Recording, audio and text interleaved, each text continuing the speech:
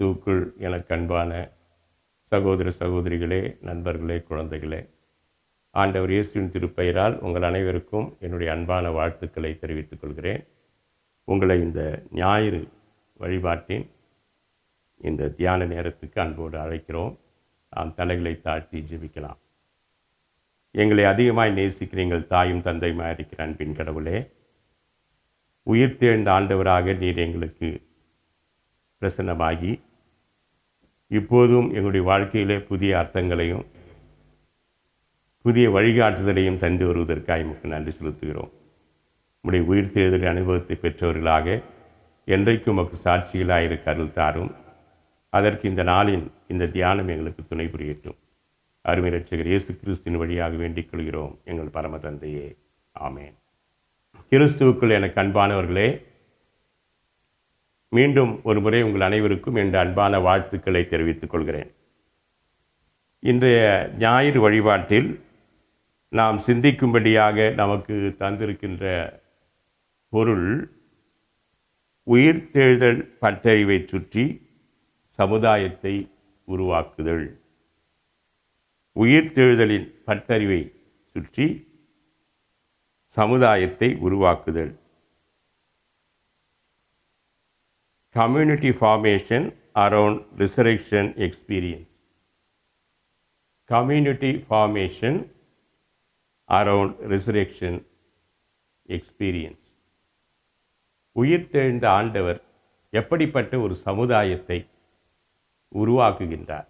அந்த உயிர்த்தெழுதலின் சுற்றி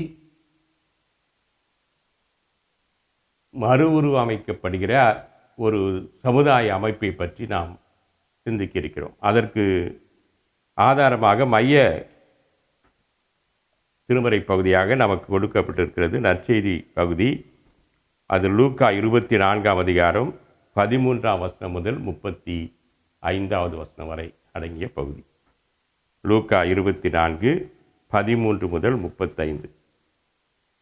இந்த பகுதியை நாம் வாசிக்கிற போது எம்மாவு வழியில் சீடர்களை கடவுள் சந்திக்கிற நிகழ்ச்சி என்று பார்க்கிறோம்.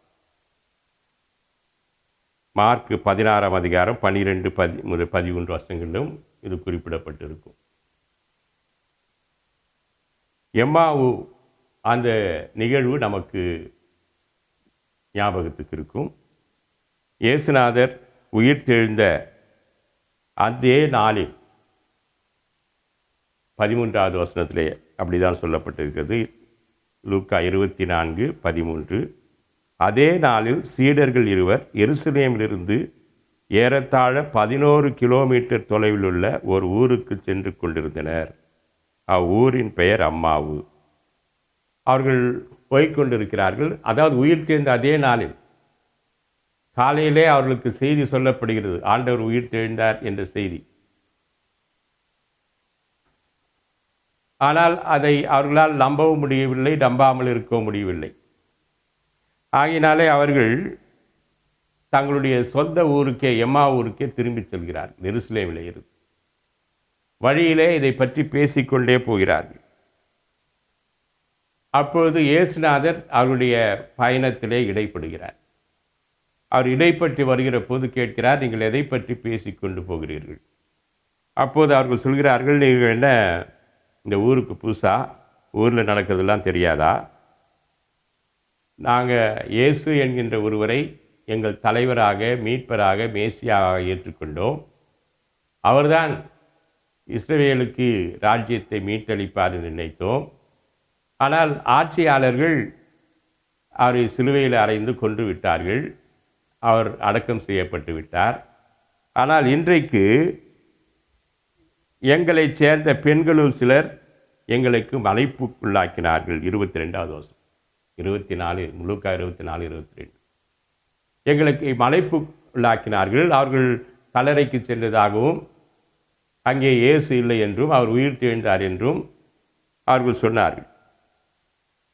எங்களோடு இருந்த ஒரு சிலரும் அதை போய் பார்த்து அப்படியே கண்டார்கள் என்று சொல்கிற போது இயேசுநாதர் அவர்களுக்கு அந்த மறைபொருளை எல்லாம் சொல்லி, நீங்கள் புத்தி இல்லாதவர்களே, மந்த இருதயம் உள்ளவர்களே, கடவுள் உங்களுக்கு இருக்கும்போது சொன்னது உங்களுக்கு தெரியாதான்னு சொல்லி இறைவாக்கினர் சொன்னதையெல்லாம் நினைப்பூட்டுகிறார். அப்படி நினைப்பூட்டு கொண்டே வருகிற போது அவர்கள் தாங்கள் இருக்கிற வீட்டுக்கு அருகில் சென்று விட்டார்கள். எம்மாவூருக்கு. இயேசுநாதர் அப்பாலே போகிறவர் போல் காணப்படுகிறார். அப்போது இந்த சீடர்கள் சொல்கிறார்கள், அவர்கள் கணவன் மனைவி என்கின்ற ஒரு பாரம்பரியம் உண்டு. அதில் ஒருவருடைய பெயர் கிலோயப்பா என்று 18வது வசனத்தில் சொல்லப்பட்டிருக்கிறது. 24:18 அவர்கள் ஒருவர் கிலோயப்பா என்று பெயர் சொல்லப்பட்டிருக்கிறது. அவர்கள் இருவரும் பொழுது போயிற்று, எங்களோட தங்கியிருங்கள் என்று அவருக்கு வருந்து கேட்டுக்கொண்டார்கள். 29வது அவர்கள் அவரிடம் எங்களோடு இரும் தங்கும், ஏனெனில் மாலை நேரம் ஆயிற்று, பொழுதும் போயிற்று என்றார். அப்போ இயேசுநாதர் அங்கே போய் அவர்கள் உணவருகின்ற போது அப்பத்தை எடுத்து ஸ்தோத்திரம் பண்ணுகிற போது அவர்கள் கண்கள் திறக்கப்படுகின்றன. அந்த இரவிலேயே மீண்டும் 11 கிலோமீட்டர் திரும்பி சென்று மற்ற சீடர்களுக்கு அதை அறிவிக்கிறார்கள். ஆண்டவர் உண்மையாகவே உயிரோடு எழுப்பப்பட்டார், அவர் சீமோனுக்கும் தோற்றமளித்துள்ளார் என்று சொன்னார்கள். அங்கே 11 அவர்களோடு இருந்தவர்களும் இருக்க கண்டார்கள். அங்கிருந்தவர்கள் ஆண்டவர் உண்மையாகவே உயிருடன் எழுப்பப்பட்டார் என்று கூறினார்கள். அப்போது இவர்களும் சொல்கிறார்கள், அவர்கள் வழியில் நிகழ்ந்தவற்றையும் அவர் அப்பத்தை பிட்டு கொடுக்கும் போது அவரை கண்டுணர்ந்து கொண்டதையும் அங்கிருந்தவர்களுக்கு எடுத்துரைத்தார். ஆகவே அவர்களும் சொல்கிறார்கள், இவர்களும் சொல்கிறார்கள், இங்கே அப்பம் பிடிக்கப்படுகிற ஒரு சூழல் இருப்பதை பார்க்கிறேன். அன்புக்குரியவரே, கடவுளை எப்போது கண்டுகொண்டார்கள்? அந்த அப்பம் பிடிக்கப்படும் போது. அது உணவு அருந்துகின்ற ஒரு சூழல் இல்லை. ஏனென்று சொன்னால் ஆண்டவர் எப்போதும் இப்படி பகிர்ந்தளிக்கின்ற ஆண்டவர். ஒரு புதிய சமுதாய சூழல் என்று வருகிற உயிர் தேர்தலின் பட்டறிவு நமக்கு சொல்வது இந்த பகிர்ந்தளிக்கின்ற தன்மை. நீங்கள் யோவானிலும் பார்க்கலாம். யோவான் 21ஆம் அதிகாரம் முதல் 14 வசனங்களை பார்க்கின்ற போது சீடர்கள் மறுபடியும் மீன் பிடிக்கப் போகிறேன் என்று பேதுரு சொன்ன உடனே போகிறாங்க. மீன் கிடைக்கல. ஆனால் அவங்க கரைக்கு வரும்போது பார்த்தா இயேசுநாதர் மீன்களை பொரித்து வைத்திருக்கிறார். அவர்களுக்கு ஆசீர்வதித்து கொடுக்கிறார். உணவருந்த வாருங்கள் என்று அழைக்கிறார். அன்புக்குரியவர்களே, இந்த விருந்து என்று சொல்லப்படும் புதிய சமுதாயத்தினுடைய ஒரு அடையாளம். ஆனால் தான் திருவிருந்தை ஏற்படுத்தினார். இன்றைக்கு வாய்ச்சொல் வீரர்களாக நாம் இருக்கிறோம், நற்செய்தியை பிரசங்கிக்கிறோம். ஆனால் பகிர்ந்தளிப்பது, ஒரு புதிய சமுதாயத்தை உருவாக்குவது, இதற்கு துணையாக நமக்கு கொடுக்கப்பட்டிருக்கின்ற மற்ற திருமறை பகுதிகளை வாசிப்போமானால், ஏசாயா 25ஆம் அதிகாரம் முதல் 9 வசனங்கள். இந்த பகுதியிலே நாம் பார்க்கின்ற போதும் இந்த புதிய ஒரு நிலையை பற்றி அவர் சொல்கிறார். ஒரு விருந்தை பற்றி நாம் படிப்பதை நாம் அங்கே பார்க்க முடியும். ஏசாயா 25ஆம் அதிகாரம் முதல் 9 வசனங்கள். அதில் குறிப்பாக 6வது வசனத்தில் ஆண்டவர் அளிக்கும் மாபெரும் விருந்து. இந்த பகுதி திருவெளிப்பாடு 19ஆம் அதிகாரம் 9வது வசனத்திலும் விருந்தை பற்றி சொல்கிறார். ஏசாயா அதே போல் திருவெளிப்பாடு 19:9. அதே போல் மத்தேயு 22ஆம் அதிகாரம் முதல் வசனத்தை பார்த்தீங்கன்னா ஆட்டுக்குட்டியானவருடைய திருமண விருந்து வந்தது. இது என்ன, இயேசுநாதர் சாப்பாற்றாமலா இருப்பாரா? அன்புக்குரியவர்களை ஒன்றை சொல்ல விரும்புகிறேன்.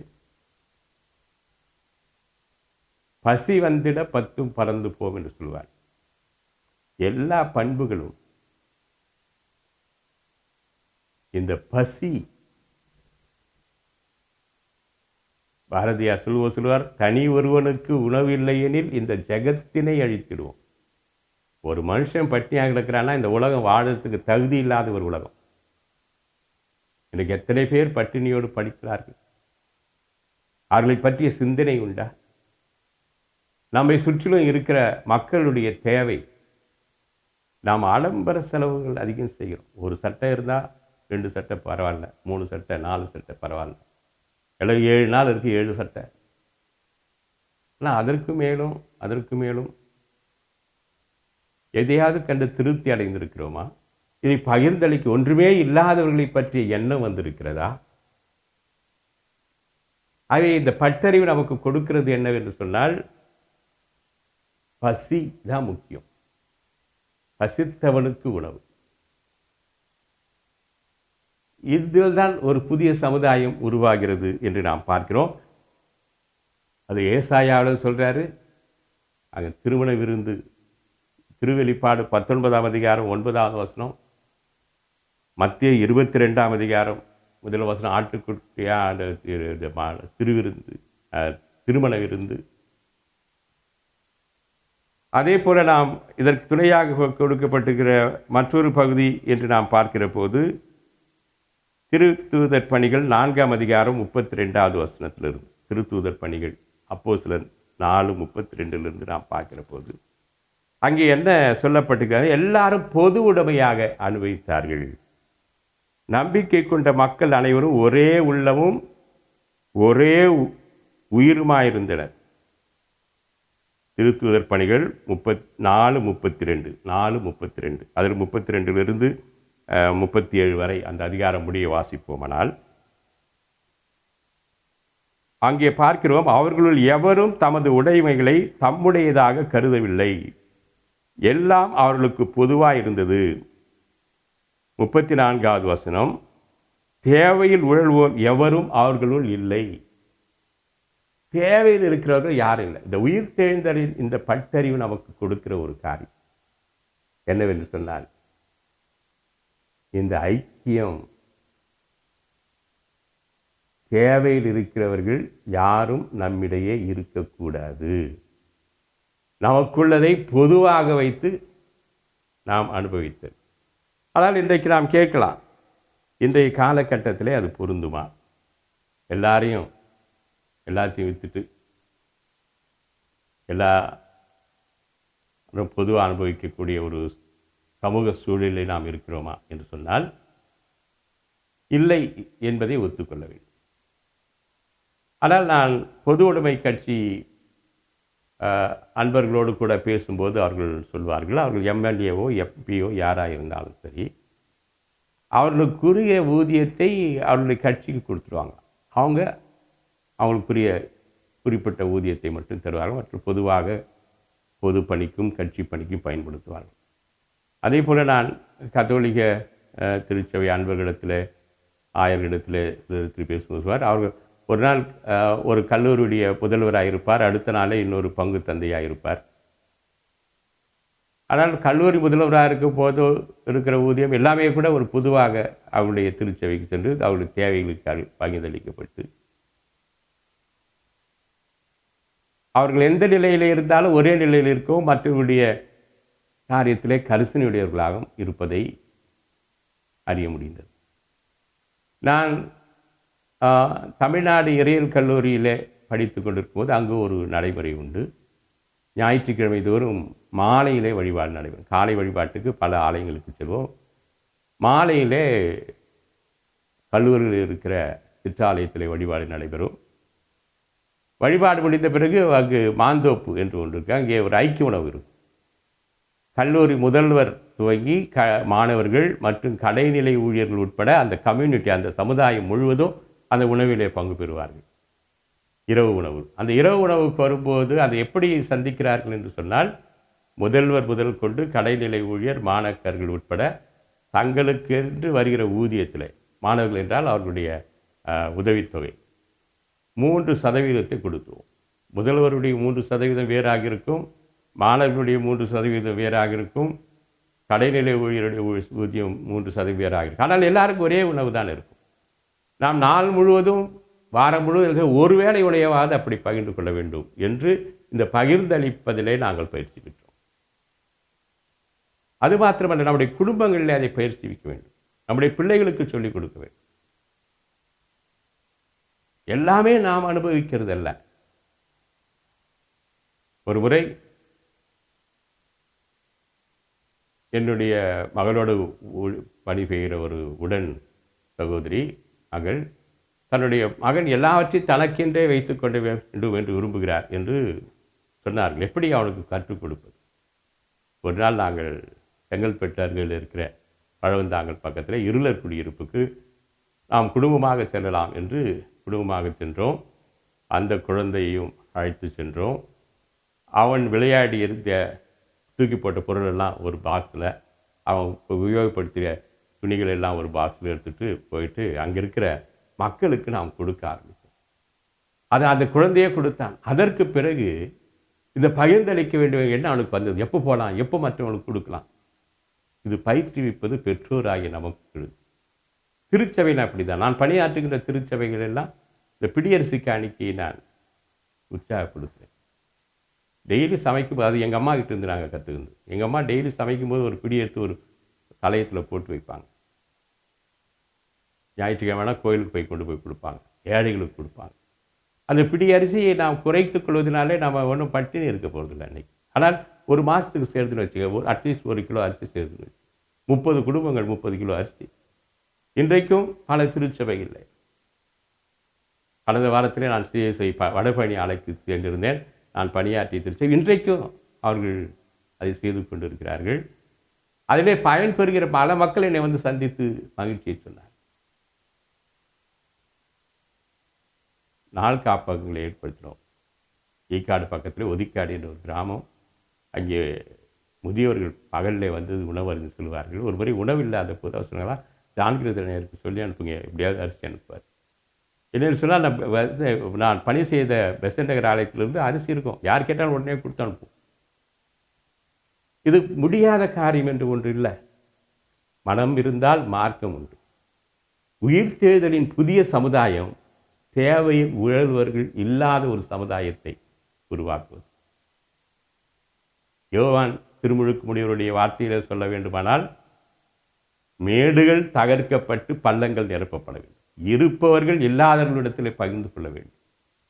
இதைதான் ஆண்டவர் கற்பித்தார். அதைதான் முதல் நூற்றாண்டு திருச்சபை செய்தது. 126 திருப்பாடலை கண்ணீரையோடு விதைக்கிறவர்கள் கம்பீரத்தோடு அறுப்பார்கள் என்று பார்க்க. கர்த்தர் நமக்கு பெரிய காரியங்களை செய்திருக்கிறார். இந்த காரியங்களை நாம் மற்றவர்களோடு கூட பகிர்ந்து கொள்ள வேண்டும். உயிர்த்தெழுதலின் சமுதாயம் அதுதான், பகிர்ந்தளிக்கிற சமுதாயம். இது விருந்தளிக்கிற சமுதாயம். நாம் ஒரு பெரிய விருந்துக்கு காத்திருக்கிறோம். ஆட்டுக்குட்டியானவருடைய திருமண நாள் வருகிறது. ஏசாயா 25ஐயும் திருவெளிப்பாடு 19ஐயும் இணைத்து வாசித்து பாருங்கள்.